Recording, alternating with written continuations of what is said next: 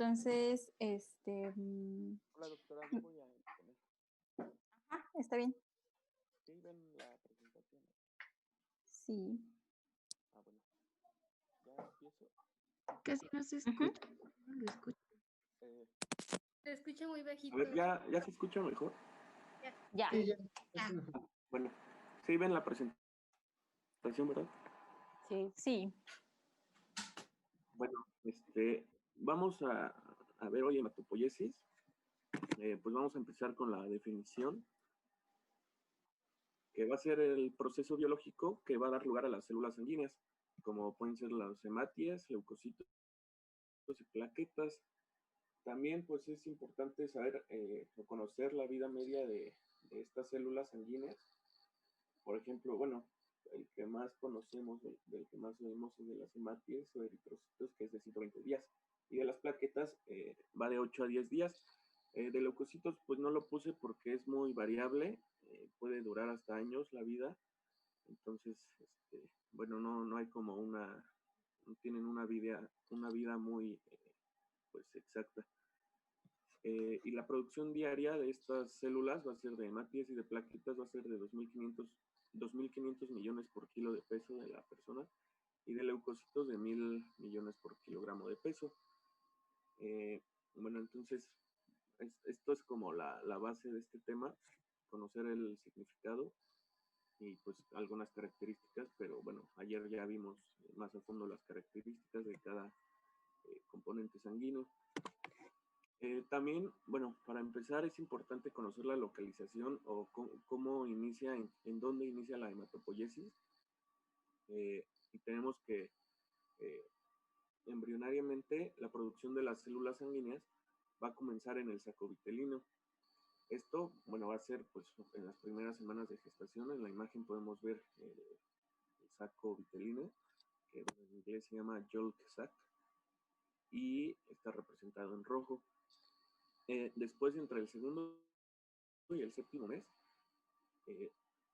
si recordamos, el hígado va a ser el principal órgano hematopoyético activo. Esto va a estar acompañado del vaso, de ganglios linfáticos y del timo. Pero, bueno, el principal órgano hematopoyético va a ser el hígado en esta etapa de la vida. Y a partir ya del séptimo mes, aquí entra la médula ósea como el principal órgano hematopoyético activo. Entonces, bueno, tenemos que ya a partir del nacimiento, entre los 5 y los 20 años, los huesos largos van perdiendo su capacidad de producir células. Les mencioné ahorita que todos los huesos, toda la médula ósea va a ser como el órgano principal, pero ya mientras va creciendo la persona, pues se va perdiendo esta capacidad de producir células hemáticas, pero solo va a quedar como principal órgano las vértebras, el esternón, las costillas y la pelvis. En esta gráfica que tenemos aquí, podemos ver que en las primeras semanas de vida, el saco vitelino va a ser el principal órgano hematopoyético. Después, como les mencioné, el hígado va a ser el principal, pero también el vaso está, bueno, tiene esta función, pero en menor medida. Ya a partir del nacimiento, pues la médula ósea en todos los huesos va a ser el órgano hematopoyético principal, pero ya mientras van avanzando los años, los principales son la vértebra, el esternón, la costilla y la pelvis.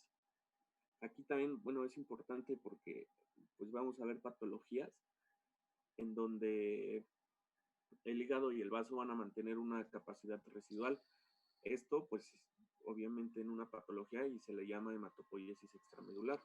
Entonces, bueno, también, pues, por mencionarlo así, se puede decir que el hígado y el vaso todavía toda la vida tienen esta capacidad de producir células hemáticas, pero bueno, en la etapa adulta, pues solo en cuestiones patológicas va a ser que obtengan esta función. Bueno, después de esto es importante conocer el microambiente hematopoyético, que bueno, básicamente va a ser la médula ósea y se refiere a un ambiente óptimo para desarrollar ciertas funciones como el anidamiento, proliferación y diferenciación de las células madres hematopoyéticas.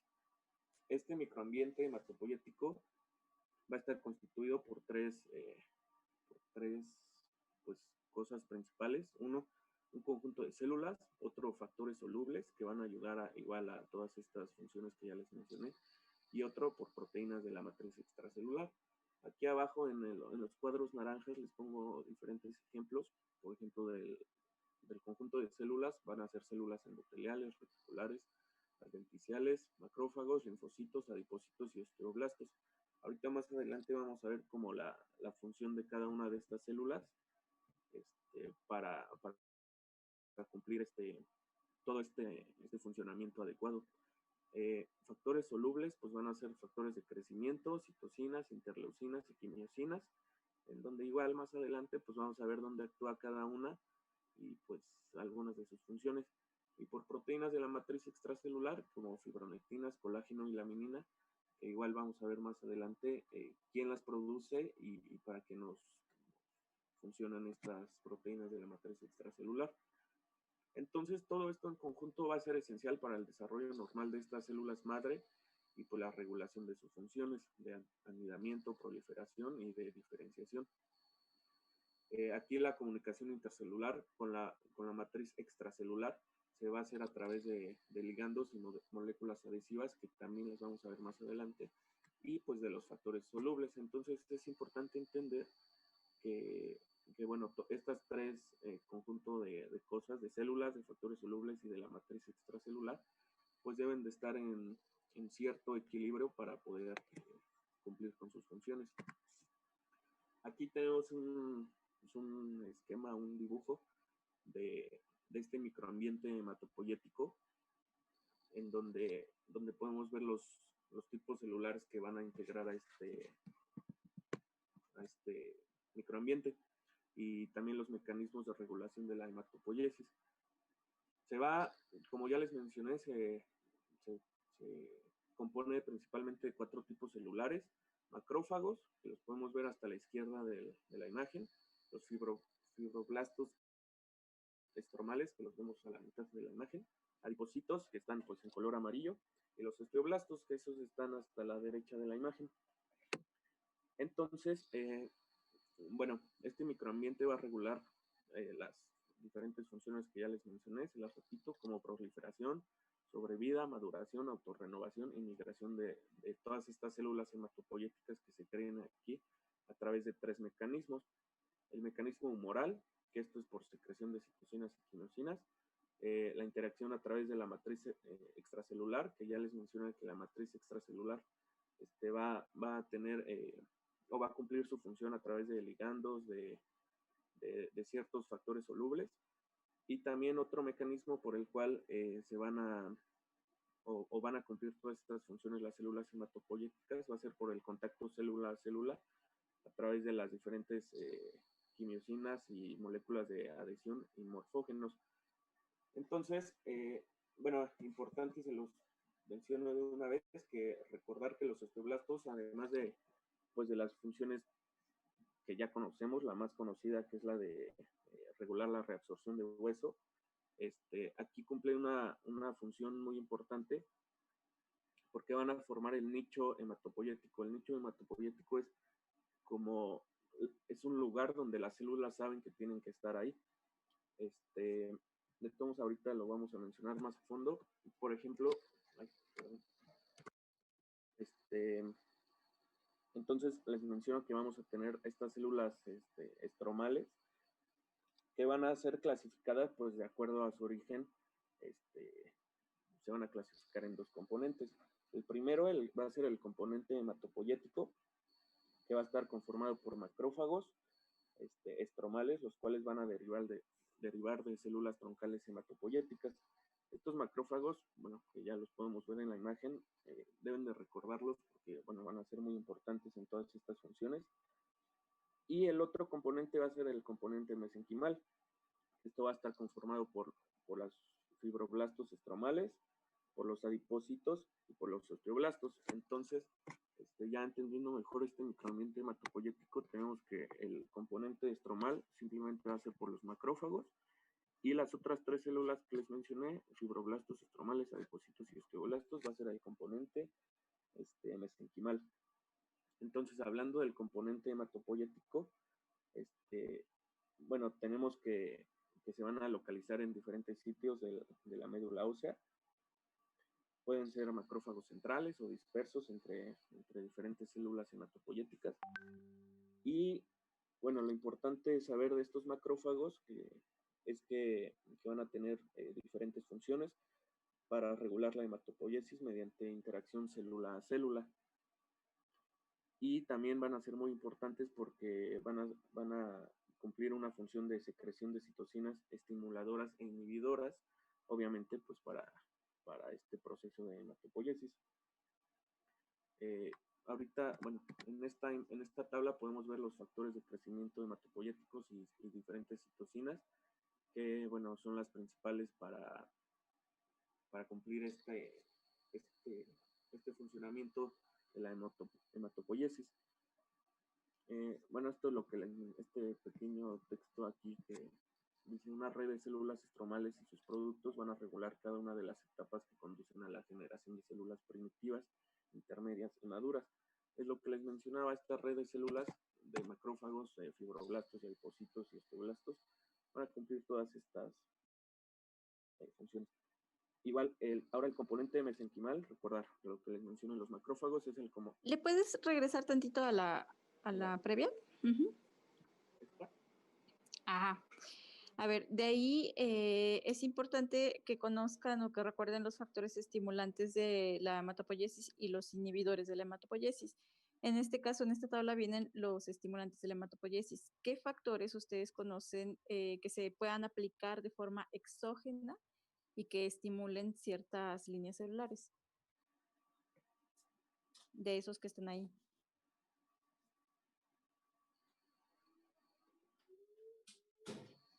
La eritropoyetina. Ajá, ¿y es en qué situaciones se usa? Por ejemplo, en pacientes que tienen insuficiencia renal en una etapa avanzada. Ajá. Bueno, ese sería un uso farmacológico, bueno, terapéutico. Pero ajá, terapéutico. Se puede... ¿También qué? Ya no te escuchamos. Utilizar, bueno, el otro día estaba leyendo en atletas de alto rendimiento para mejorar su rendimiento. También creo que se puede aplicar de manera exógena el factor estimulante de colonia de granulocitos. Ajá. ¿En qué situaciones?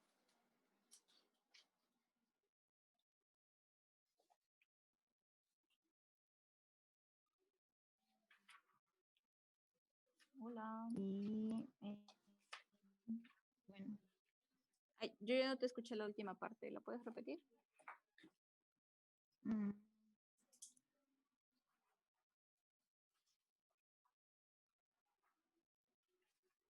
Y bueno, son los que conozco. Que el factor es, pero no recuerdo exactamente para qué.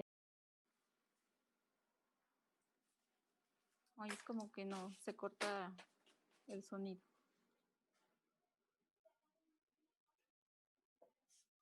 Doctora, también la interleucina 6, ¿no? Ajá, y la interleucina 6, ¿cómo se...? ¿Pero de forma exógena se aplica? ¿O cuál sería la aplicación de la interleucina 6 en la clínica? Porque la podemos bloquear, yo me acuerdo que la podemos bloquear para la artritis reumatoide, ¿no? Exactamente, entonces más bien inhibes o bloqueas la interleucina 6, pero no la aplicas de forma exógena. Hay medicamentos que tienen como blanco la inhibición de ciertas interleucinas, entre ellas está la interleucina 6. ¿Qué otro factor o interleucina o citocina conocen que se pueda inhibir?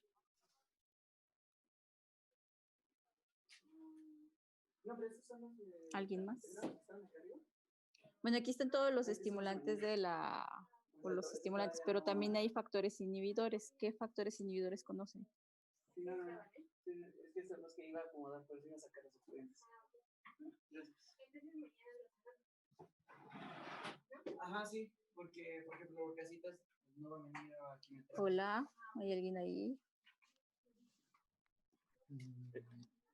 Doctora, de acuerdo a la pregunta anterior de qué factor podíamos administrar de forma exógena, ¿la trombopoyetina también se puede aplicar?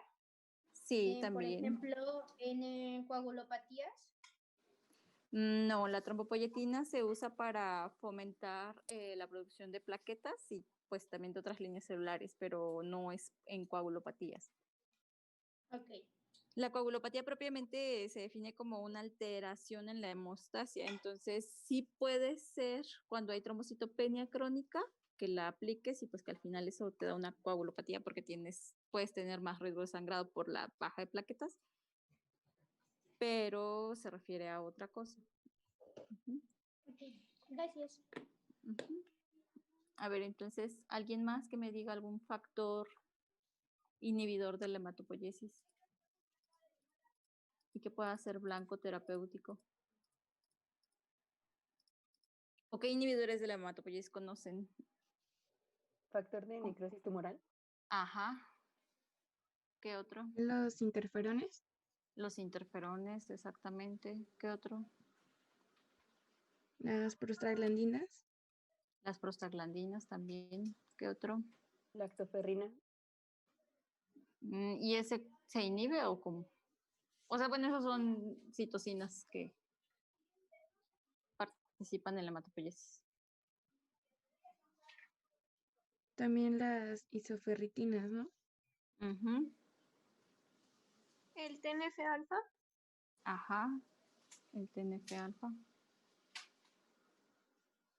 ¿Qué otro? El factor de crecimiento transformante. También. Se me hace que ya lo abrieron en su internet.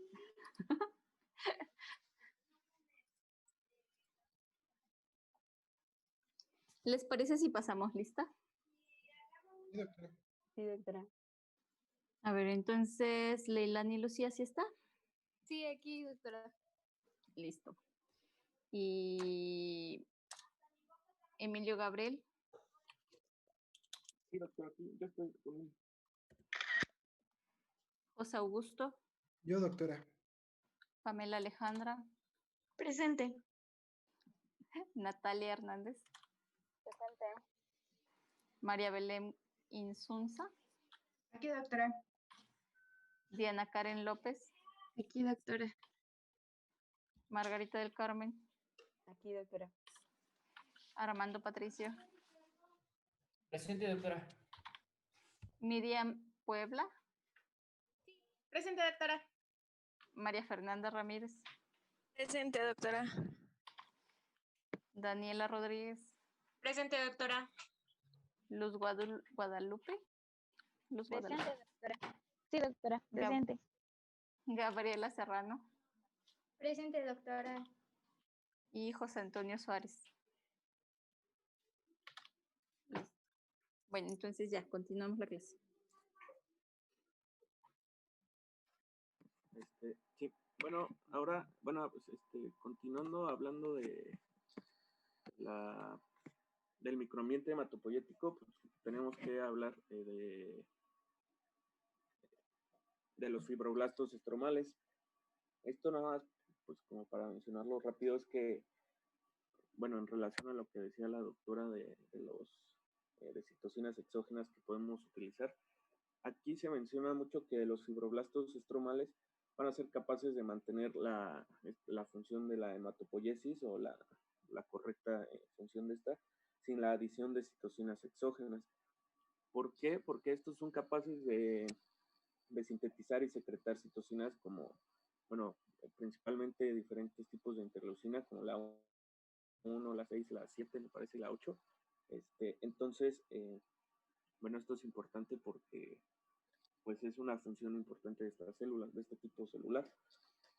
Igual estas moléculas estas células de fibroblastos estromales van a actuar sobre receptores específicos en las células hematopoyéticas. Entonces, pues al actuar de esta forma van a desencadenar diferentes cascadas como de señalización para modular la expresión de diferentes genes reguladores de la hematopoiesis.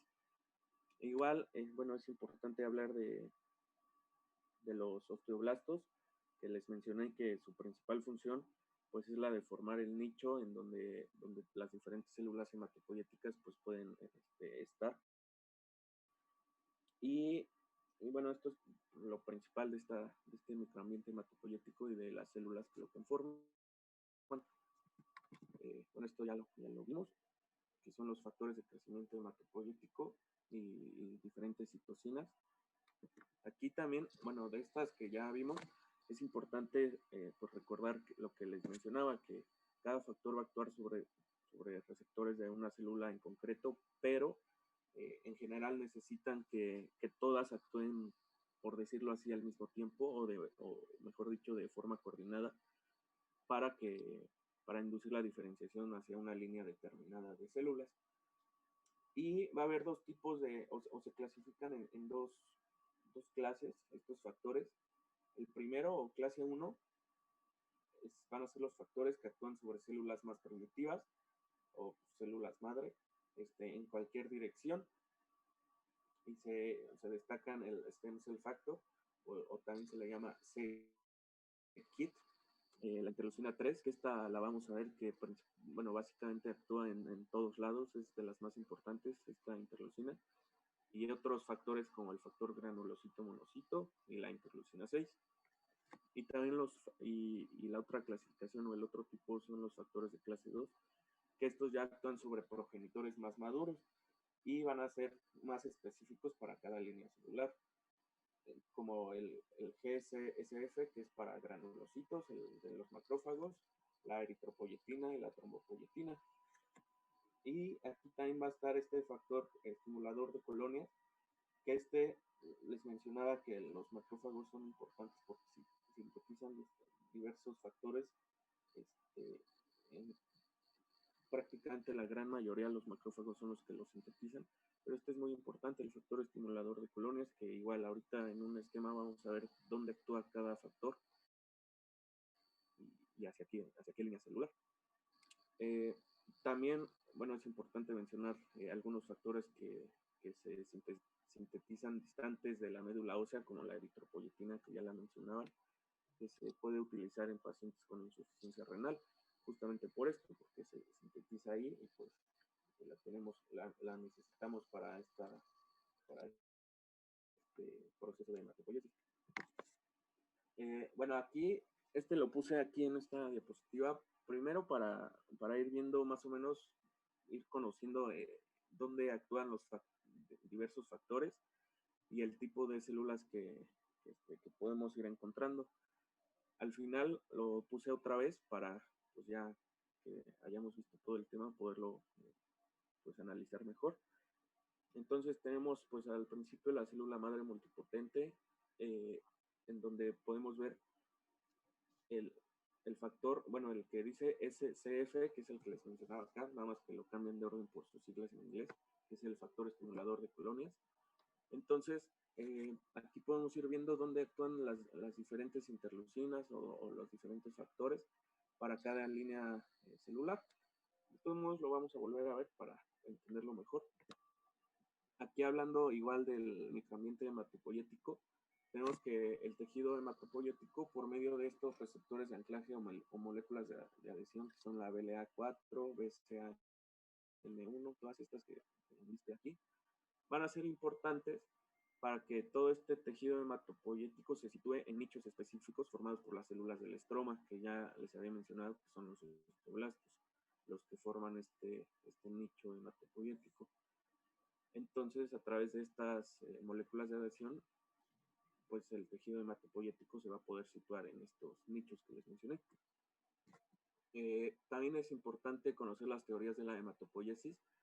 Aquí existen estas tres teorías, pero les voy a mencionar primero la teoría polifilética y la teoría dualista. La polifilética sugiere que cada tipo celular de la sangre, cada célula sanguínea, va a tener su propia célula madre. Y la teoría dualista va a sostener que los eritrocitos tienen su propia célula antecesora y los leucocitos y plaquetas van a tener otra, o se van a generar a partir de otra célula madre. Pero, bueno, les mencioné al final la teoría monofilética porque pues es la más importante y pues según yo es como la que es correcta, que esta nos habla que todas las células sanguíneas van a derivar de una célula madre común. Esto se logró como comprobar en diferentes estudios porque se pudo demostrar la presencia de una célula madre pluripotencial, en donde estas células madres progenitoras se van a caracterizar principalmente por la presencia del CD34.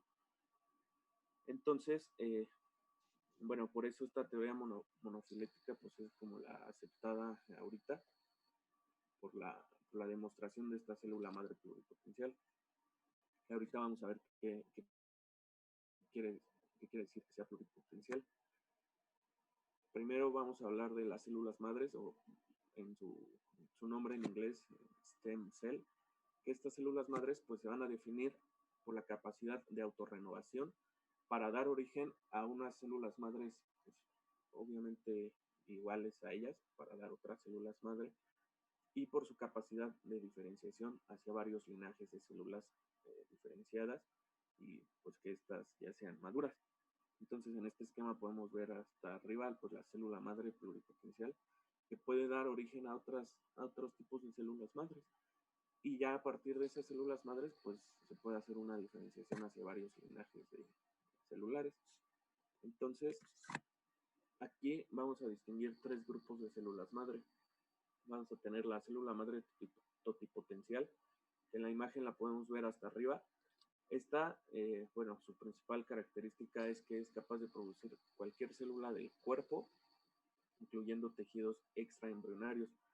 Entonces, bueno, puede producir los 3 linajes germinales que ya los conocemos desde embriología: ectodermo, mesodermo y endodermo, y además, pues tejidos extraembrionarios como la placenta. Otro tipo de célula madre va a ser la célula madre pluripotencial, que igual en la imagen la podemos ver. Esta, pues, su principal característica es que tiene la capacidad de producir los 3 linajes germinales: el ectodermo, endodermo y mesodermo, pero pues no puede dar origen a tejido extraembrionario, como sería la placenta. Esta no tiene esa capacidad. Y el tercer tipo de célula madre va a ser la célula madre multipotencial. Esta, pues su característica es que tiene la capacidad de producir células específicas, pero de una misma capa germinal. Estas van a ser las responsables o encargadas de reemplazar las células destruidas en los mismos. Aquí ya igual las podemos ver. Y bueno, otro tipo de células madres o de células son las unipotenciales, que estas solo tienen la capacidad de dar origen a una célula, pero de la misma línea celular. Entonces, estas son los tipos de células madre. Es importante recordar como sus funciones, pues el nombre, para pues de acuerdo a en dónde está, en qué nivel está de la hematopoiesis, pues saber qué función puede cumplir. Además de que, bueno, hablando igual de los tipos de células hematopoyéticas, ya conocemos las células madres, ¿no? Ahora podemos conocer las células hematopoyéticas, que van a ser 4 tipos. Bueno, encontré que se pueden dividir de acuerdo al grado de la madurez de las células que lo conforman y de acuerdo al linaje celular. Aquí lo dividen en compartimientos, pero bueno, pues se refiere al tipo de célula que existe aquí. Entonces, en el primer compartimiento vamos a tener las células troncales hematopoyéticas. Estas, bueno, pues son las primeras o las más importantes, porque estas van a tener 2 características muy importantes. La de autorrenovación, que esto, pues, al dividirse, se refiere que por lo menos una de las células hijas de estas células van a conservar las propiedades de la célula madre. Entonces, bueno, como su nombre lo dice, su principal función es la de la autorrenovación, para producir una célula igual a ella misma. Y también van a tener la capacidad o la función, por así llamarlo, multipotencial, que esto quiere decir que pueden dar origen a los distintos linajes celulares. El segundo compartimiento, o células progenitoras hematopoyéticas, estas su origen va a ser el de las células troncales hematopoyéticas. Entonces, las CTH van a producir CPH a las células progenitoras. Estas ya van a perder su capacidad de autorrenovación, ya no pueden crear o formar células con las mismas características que ellas mismas, pero van a conservar su potencial